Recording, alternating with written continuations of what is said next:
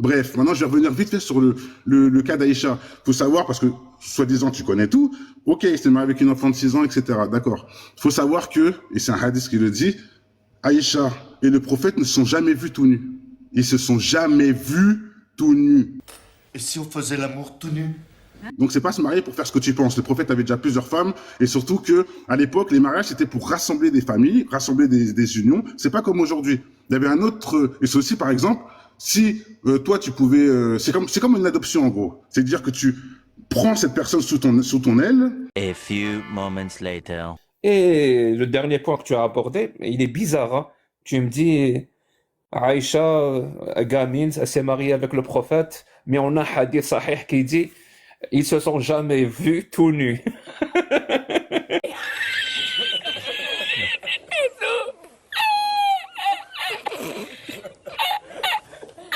Je suis désolé, mon fata, mais rien que pour le geste, vraiment, rien que pour l'effort de ta part, alors je vais te demander de me sortir ce hadith qui dit que le prophète et Aïcha ne se sont jamais vus tout nus. Ça m'intéresse. Voilà, je te le cache pas. Si tu as une source à me donner, je t'écoute. Si tu n'en as pas, c'est pas Merci. grave.